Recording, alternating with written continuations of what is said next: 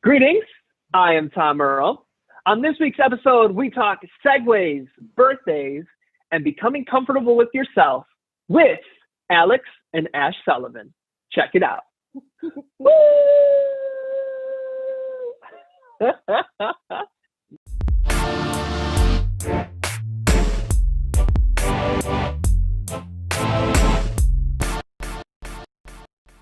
Greetings, I am Tom Earl, and this is my year of adventure. We know you could be anywhere, so the fact that you are here today sharing your greatest gifts, your time and energy, means the world to me. I hope you know that in this moment you are valued, you are loved, and you are appreciated just as you are. As you can see, I am not alone. I have two amazing, brilliant, creative guests who are extraordinary in their own rights, and they are great friends of mine. They go by the names of Ash Sullivan and Alex Sullivan. What's going on, y'all? Hi. Hi. Welcome. Nothing much is going on except for, I just finished my cup of coffee, so now I feel like a whole human being. And that's nice. Love that. I'm only halfway through my cup of coffee, so I feel slightly less human. I have never had a cup of coffee in my life. That is so wild. You know what, Tom? I don't know that you need it. You don't. Yeah, you don't need it.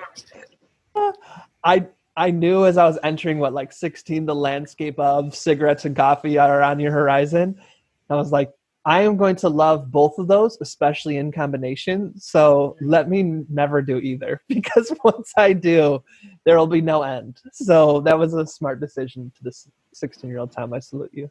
I mean, Wow, I feel yeah. like we made a similar decision when it came to cigarettes, but not unfortunately coffee. We were like, caffeine, give us more of that. So Yeah, we definitely were. We were just like, well, we need that because we don't sleep. So, oh wow, don't. well, So for the few folks out there who don't know who you are, here's the way we set it up where y'all are gonna introduce yourself is to introduce each other. So whoever'd like to go first, in whatever way you'd like, if you could introduce the other guest, that would be awesome. So who wants to get started? I don't know. Are we gonna rock paper scissors for it, or do I get birthright because I'm younger, and then we can end with the best? we'll say you get birthright because you're young. Go ahead. Go ahead, youngster. Wow, it's only 60 seconds, so pretty disrespectful, but that's okay. So, the person you have sitting here before you is Alex Sullivan, the 26-year-old, or soon to be 26-year-old in 2 weeks, I guess, when this comes out. Is a professional who has basically made it their mission in their career to bring not only their voice to the table, but sort of clear spaces out for whoever else needs to be sitting at the table as well. So, for example, during this quarantine, they've decided to be uber productive and found a nonprofit, working in close collaboration with other queer artists, and also taking a lead role in activism in their local community and on a national scale. I feel like I'm missing things, but I could honestly spend the whole hour doing an intro for Alex. So, Oh, wow. So the person with me today is Ash Sullivan, who is a very fierce, genderqueer, disabled psychologist and counselor who puts their activism right alongside their academia and always puts their creativity first. So they are always writing. They've found ways to keep up with it even while getting a degree, and they're now a freelance editor, and they still write on the side, and they're always getting accepted in new publications. So, a veritable superstar, and I'm excited and blessed to have them in my life. That was awesome. Yeah, you thought I wasn't gonna do it, but I did. Which part? When I talked about them being an activist. That you were going how come? How come did you think you were going to talk about it? The reason that I wasn't expecting Alex to include activism, or I didn't, yeah, I guess I would just say expect, is because I haven't felt like much of an activist, rather much of an agent of activism during what's going on right now. So in a time where a lot of people are finding their voice to stand up and speak up, and people have been really putting what it means to be an activist like out front and center, kind of showing that everybody can do this as long it's about like having the voice and being there. I haven't felt like I've been able to be there. So I haven't been able to go out to physically protest. I haven't been able to kind of assist in getting people registered to vote, or figure out polling places or anything like that. And we kind of, my twin and I, we kind of were raised on that. Our very first experience, like voting, or within our first voting year, was getting President Obama elected. And in our little local suburb, we were out there at our polling place, which is the public library, with my mom. She kind of whisked us out there and kind of threw us out. It's like something she felt really strongly about and wanted us to have our own feelings about, and feel as connected to the experience. So now that I'm in a position where I can't do that, because I have some extenuating circumstances, I definitely feel like disconnected from the identity of being an activist, which sucks.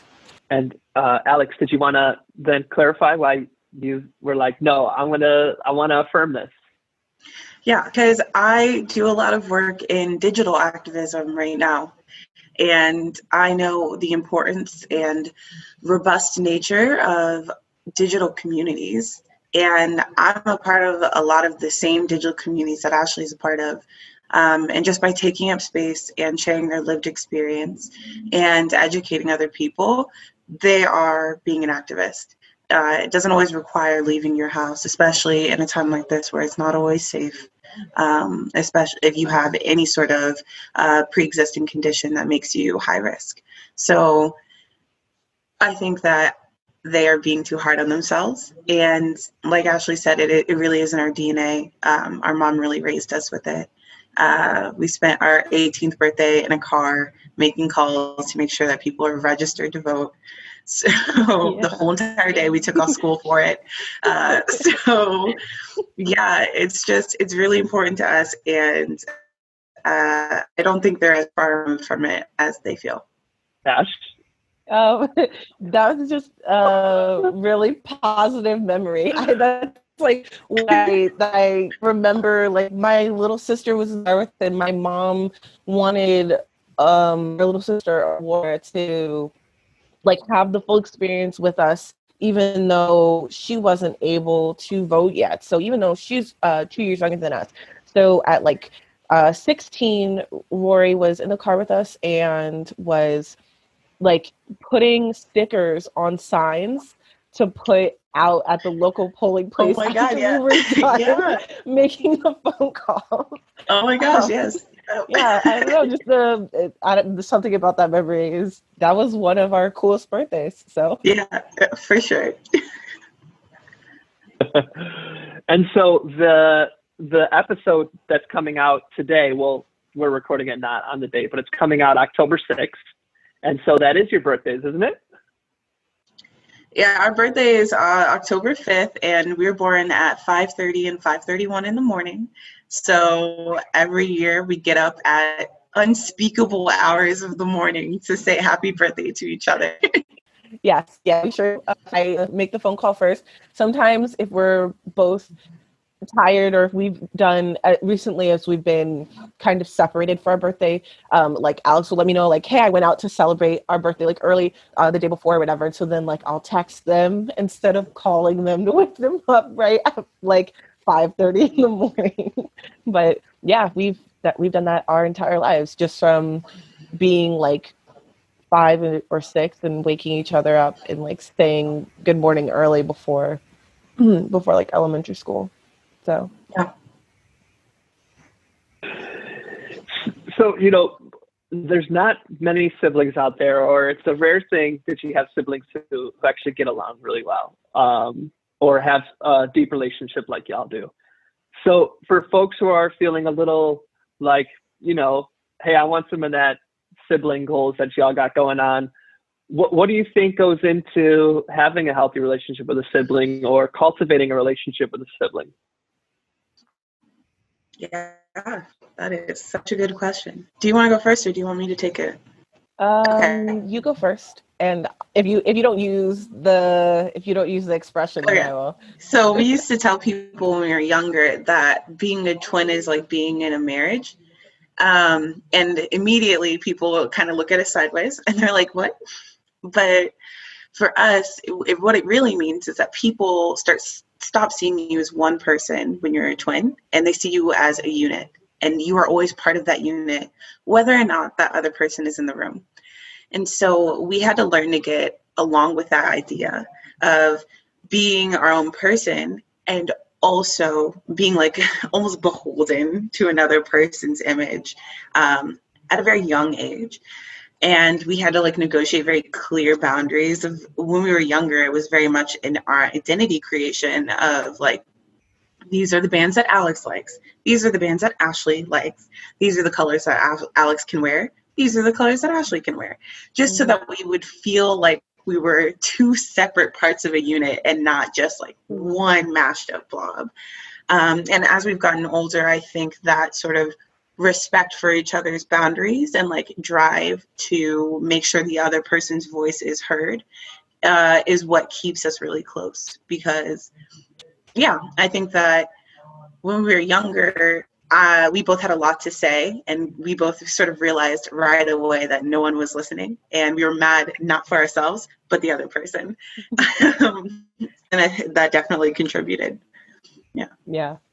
What a what a perfect way to say that. That was a very polite way of saying that. I don't know. When we were younger, since we have been young, I should say, we were imaginative and full of ideas, and sort of just like bursting to the tops of our heads with all of the things that we wanted to share with people.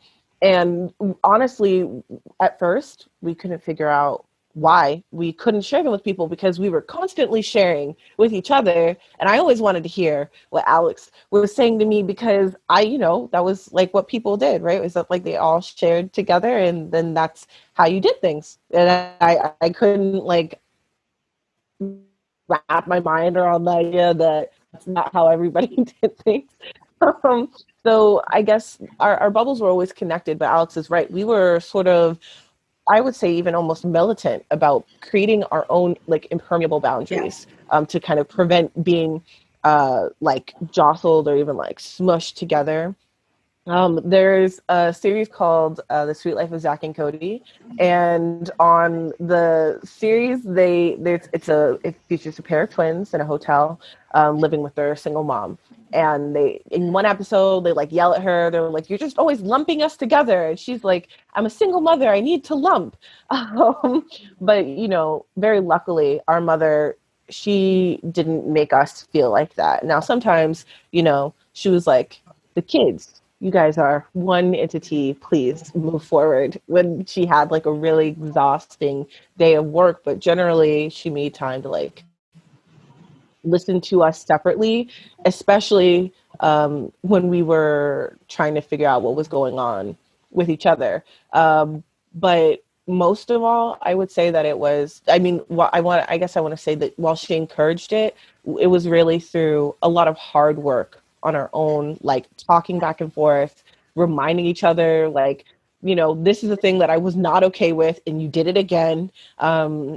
Being okay with, like, this person forgot again. And so how do I deal with what they said to me or what they did, or that can look like Alex refusing or we're not remembering that like purple was my color. So I didn't want to see you out there in a purple sweatshirt. There was no reason for that. Like that was all me. Um, but then again, if it was a purple sweatshirt that had one of Alex's favorite bands on it, what was I going to do? I was going to tell them no. And so it was about finding like that space within myself also. Like, what am I going to compromise on to keep my relationship with them as cool as possible? Or how am I going to show love in the best way possible? So I love that. It seems that the like advocating for each other has continued beyond childhood. Am I wrong in that? No, you're not wrong. No. It's 100%. Yeah. Sorry. How, as like you both discover more fully who you are, and at the same time, as in discovering who you are, and I could be way off though, there are probably a lot of people who don't want to honor or respect who that is. But it seems like y'all are both going on that journey together, but also really have each other's backs on it. Do you mind talking about, that at all? Yeah. No. Or is that too vague? No, I think I could do it. I guess it starts with there's like a base concept. So we were kind of told when we were younger, right? You can lose every other person in your life. You can lose every single other person in your life, but your sibling is still your sibling, and they're the ones who are going to be there for you, standing with you no matter what. Even if you guys hate each other, if you never talk to each other, if you don't see each other, if you like have some sort of giant fight, whatever, it was just kind of implied and then like reinforced for us that, this is a person who is walking through all of the same paths as you. And when we were younger, I feel like maybe I didn't quite understand that. But as I'm older, I understand more about child development and what environments do in shaping us. It's true. The closest that you can get to somebody who has the same lived experiences or like the person you can relate to the most is your sibling. They go through much of the same environment as you, if not the same exact environment. In our case, we were pretty lucky in that as twins, it is almost the same exact environment. Now, that doesn't say anything for nature, which came into play, I would say, in high schools where we really started to see like that affect us the most. Yeah. But we definitely have each other's backs. As I was younger, I definitely retreated inward. And the only people that I interacted with, like positively, generally, were my siblings. Sometimes not even my parents. So it was like my siblings and like my grandparents and my aunt, and that was it. So, yeah, I think that, when we were younger, it was so important for us to focus on providing the best option for everyone involved. And I mean it as like, we knew that we didn't really get the spotlight very often. And so if there was a chance for one of us to have the spotlight, we were like, let's be the person, let's be the push behind and like really make sure that they arrive on time and in place. yeah. And so having that support structure behind you, really challenging you and pushing you to move forward, does a lot to make you feel really supported and make you feel really secure. It's kind of like going outside and I don't know, when I was younger, I like hated high heels, but the first time I wore a high heel with an ankle strap, I was like, oh, this is doable. This is a support that I didn't even think I needed. And so it's like a high heel with ankle support, and because it's something that you didn't even feel, you don't even notice it's like there until it's gone. And then you are fully aware of like missing that support structure and that network. And so even though we were twins, we had such a strong sibling unit because my mom really made sure that everyone was like together in our space. And because we weren't allowed, like most twins, to create a language. So our language was a lot of the language that we still use today with our family, our favorite movie quotes, book quotes, bits from SNL before we were born, because it's my mom's favorite thing. All these different ways of media and joking that we talk to each other. And as twins, we have that ability to really communicate something down to its bare bones, really like get it to this thicker space, like this really deeper space, and then make sure that we can turn it outward for everyone. So like a lot of twins are really focused on the health of their inward relationship with one another. And I think we weren't allowed to do that, but it made us really excellent at being outward facing. And it was probably better for all of us in the end. So yeah, we all continue to be each other's greatest advocates, even if my brother doesn't always understand my pronouns, or if my little sister isn't with me every single day, or if Ashley is across the country from me. I love that. I also didn't know you had a brother. Oh my gosh, our big brother is one of our favorite people. Yes. Oh my goodness. We have this joke in our family that Tony is everyone's favorite sibling, including like all of the siblings, like all of our favorite siblings. Is Tony. If you ask me, Ashley or Aurora, it's our favorite sibling is Tony, always. That's awesome. Go Tony. He's the coolest, and honestly, I might ask him to do an interview with you.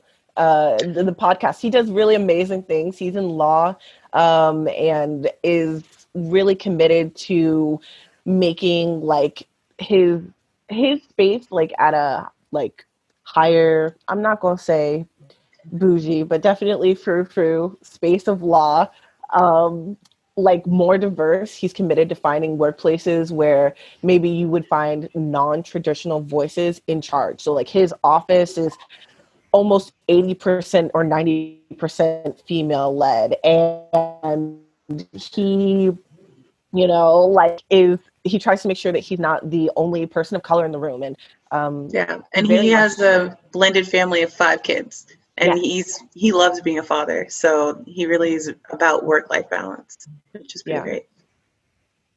So, you know, I want one of 5 the kids. most amazing people. Yeah, you should talk to him about it. He loves I feel like you're the second best candidate for 5 kids. My brother being the first, obviously. Yeah, I would agree. I could see you with 5 kids too. Well, I appreciate that.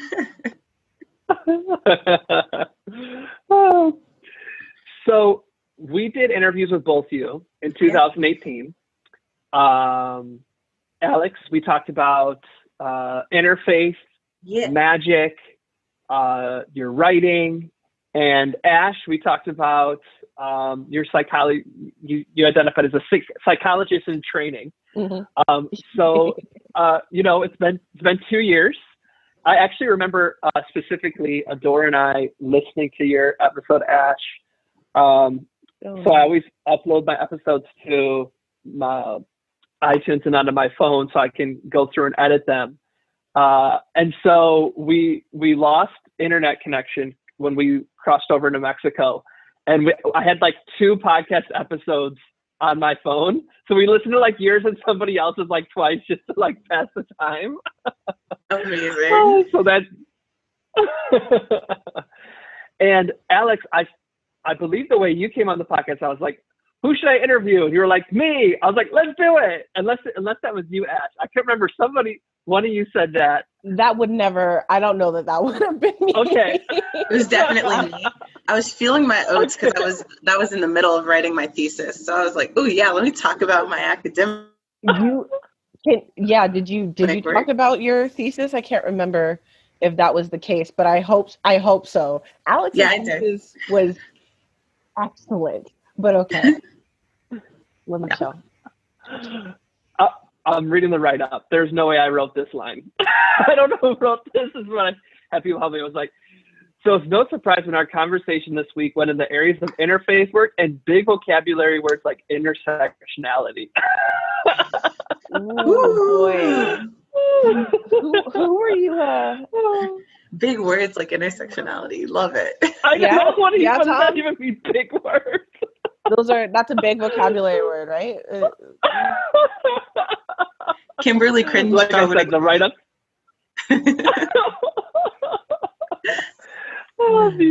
The write-ups have progressed.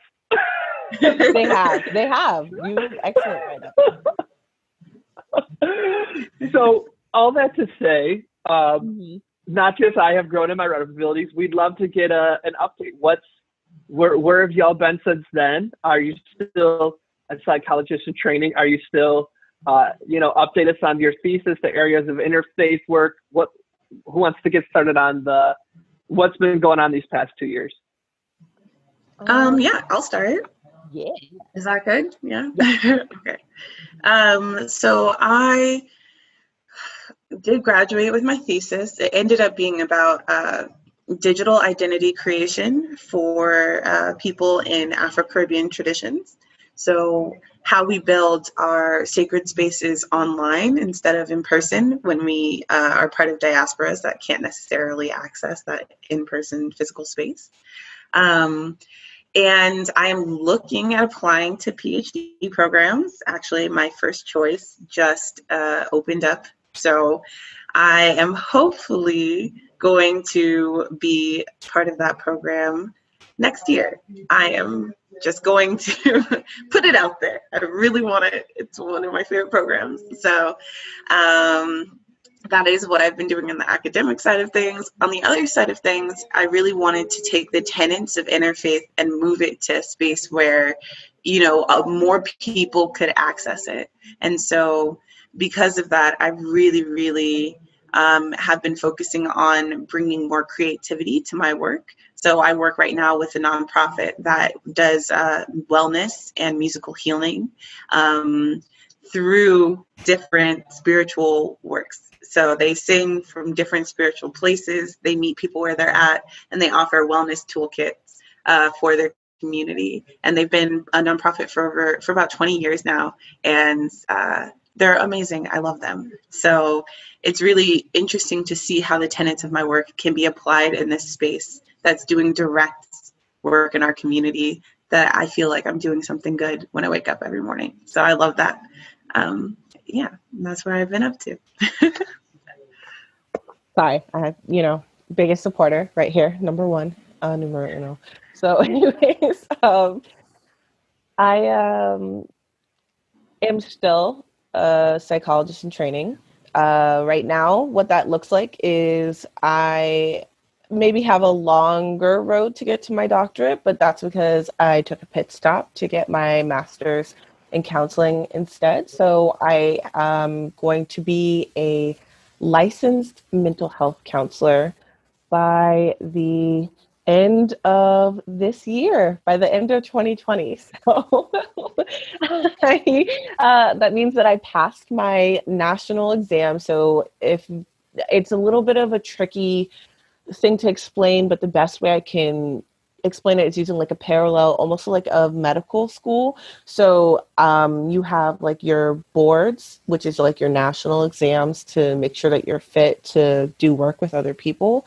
And then you do like about a year to maybe 2 years in residency. So after this, I'll have a year which I have to bank 3,000 hours of client interaction time.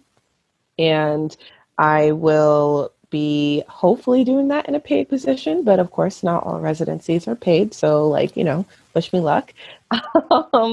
But at the moment I'm, also struggling with, so the reason that I'm going to be taking a bit of a gap between like my master's and my doctorate is during my master's school tenancy, so to speak, I developed basically a disability. I have peripheral neuropathy. We've kind of got an unclear diagnosis going on.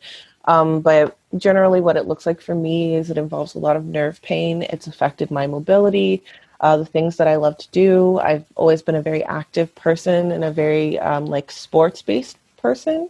So I've kind of been coming to terms with that. A lot of my writing has been about that. While I've been submitting to things, I've just been trying to get back in the groove of like functioning again, honestly, which is harder than you'd think. And sometimes when it's not from scratch, right? Like a person goes to physical therapy to completely relearn a skill. We can forget how hard it is to have a decrease or drop in our functioning. But if you can imagine the type of sick that like lays you out, like the cold that really hits you for a 1-2 punch and it takes you out for half the month. Imagine having to catch up on that work, and then imagine having that for 6 months or 8 months, and then it doesn't stop. You just kind of have to go back to work with that cold still laying you flat. Like, what would you be able to do? What would have to change? That's what I've been navigating. So. And before we started the interview, Alex, we had started to talk about what that was like when you were both navigating that together, when you lived together when you were 22 in Brooklyn. Do you want to speak on that? Sure. Yeah. I think that, it really did happen overnight. And in that we just didn't really see any signs of it until it was very, very bad. And then we kind of had to make it work. So we moved to the city in July, I want to say we signed our lease. And by September, Ashley was having sort of the first symptoms of that neuropathy, and we were making it work as best we could. So Ash was going to school out in Long Island. I was working 2 jobs and writing my thesis. And Ashley was also working at a Taekwondo dojo at the same time. So it was probably the closest I've ever come to like that real hustle culture or like grinding in my entire life, because I really did take over being, for lack of a better phrase, like the head of the household, which feels like very masculine and patriarchal to me, but is like the best way to describe it. And it was scary. I was scared every night that Ashley wouldn't make it home because they were just in pain and they couldn't move. Ashley was scared that I would not come home because I worked in a pretty rough place and my shifts were till 2 a.m. And, it was a very intense, highlighted moment of our lives because it did test our relationship a lot. And I think it was a test that ended up making us better and making us stronger, teaching us about sort of who we separately were as adults, and like moving us into a space of like respecting and loving each other as adults. So even though it was a very difficult time, I wouldn't have given it up for the world. And it was still one of my favorite experiences that I've had in that city. So that's powerful. Thank you both for sharing. I appreciate that. You had started to talk about how you expressed what you were going through your writing. And a lot of our relationship, I would say, all 3 of us, has been cultivated through us getting a chance to create and write together over these past years. So I'd love to hear how you both communicate with each other through writing, how you share your writing, how writing plays into your own life, but also into your relationship. I definitely would say that the way that you've described it is actually perfect. Part of us kind of getting to know each other, getting to redefine our boundaries as adults was 100% absolutely informed by us connecting through this shared interest and this shared outlet of writing.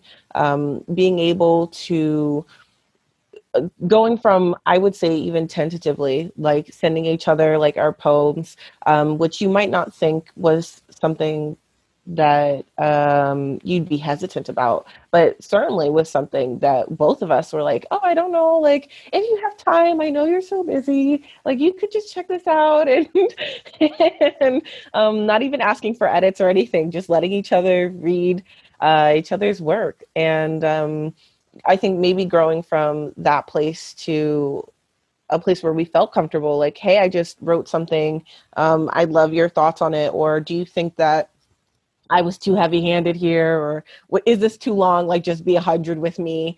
Do I need to like get out of my head and stop talking? It gives us a way to stay connected, even now as we're kind of, I don't know, I feel like we did the math once and it's like 1,000 something miles away from each other, but I cannot remember to save my life right now. um, but yeah, I don't know. I think that we both have our own significant relationship with writing. And it's, I think we mostly both just count it as like a bit of a blessing from the universe, so to speak, that like we can continue to then have that connection with each other.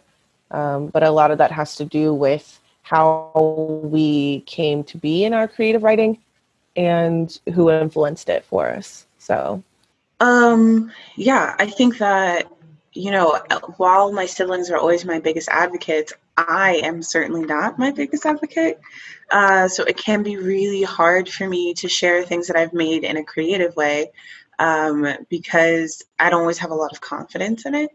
And so it took me a really long time to be comfortable to share with Ashley my writing, even though I'd been writing and like collecting poems for years. I just had a Google Drive folder filled with over 90 files, and no one read them, because I needed to get it out, but I didn't know if it was good enough for anybody to ever put their eyes on.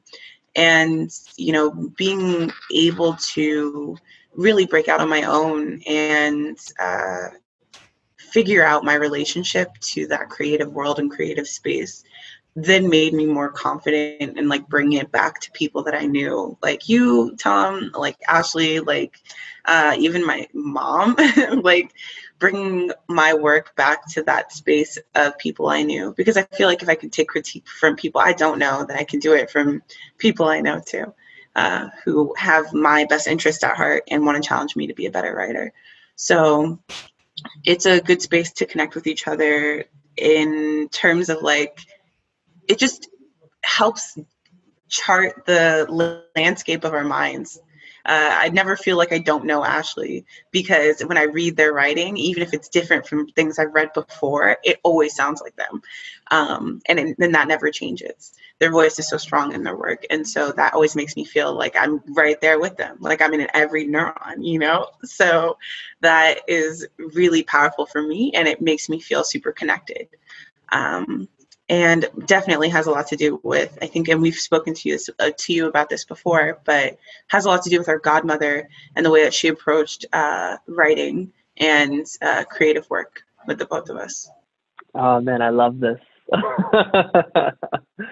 Oh, team, I am so sorry to say, I do the interviews around my daughter's nap schedule, so we're coming right up to where she needs the room to go to sleep. So she's gonna waddle in here, push me over, and like point for me to get out of the room.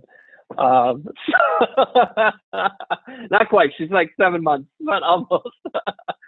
So we're gonna need to do a part 3 where we can bring y'all back again, and we need to make it sooner than 2 years.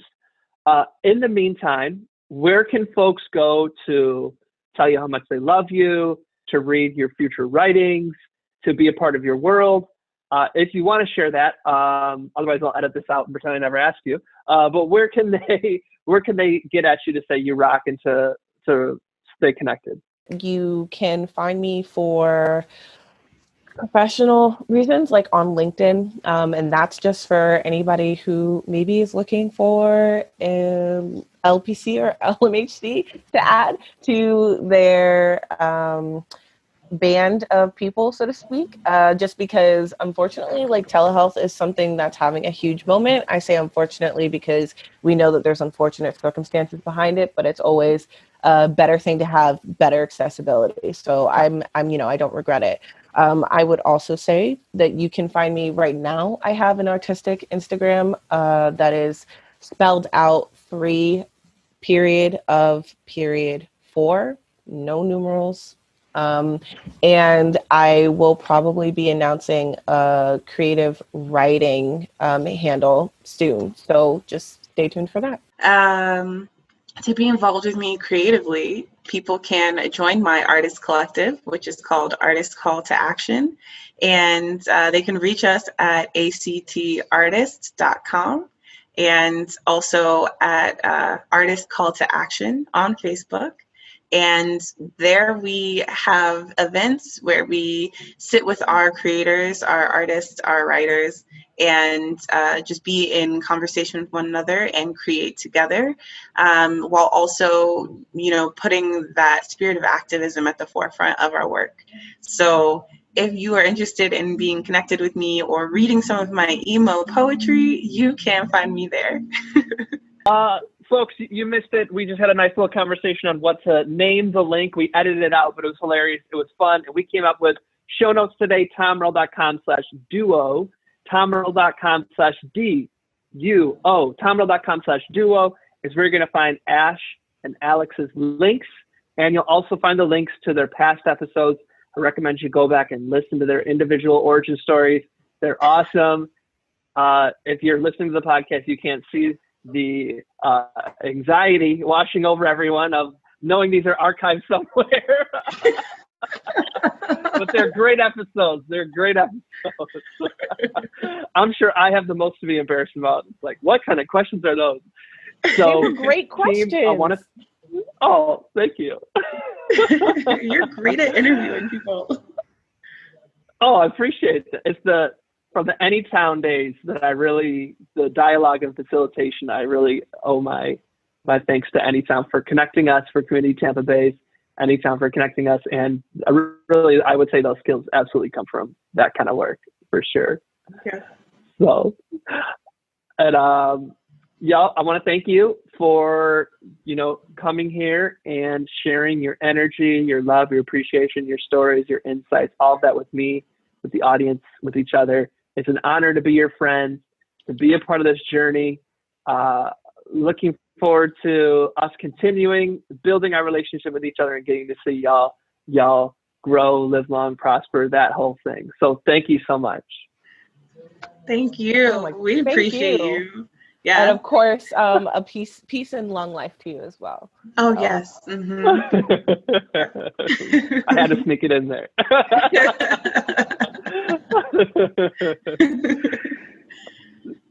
So our closing ritual is for you to share an invitation with the audience. So what would you like to invite them to do, to be, to consider, to read, to write, to evolve into, to consider, to reflect upon? What's your invitation? And you each get to share one. So whoever would like to start. I would invite people to be more in conversation with themselves.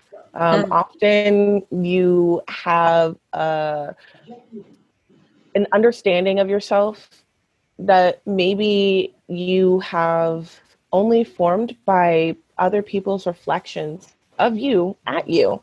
You don't have to understand yourself in anybody else's terms. So I invite you to sit down and be like 100 with yourself. Have coffee with yourself. Take yourself out on a date. Maybe a virtual date with yourself. Well, yeah, definitely. Like, I don't mean like physically out. I haven't been physically out in months. So, like, we're all good. I think I invite people to learn how to be comfortable in their own silence.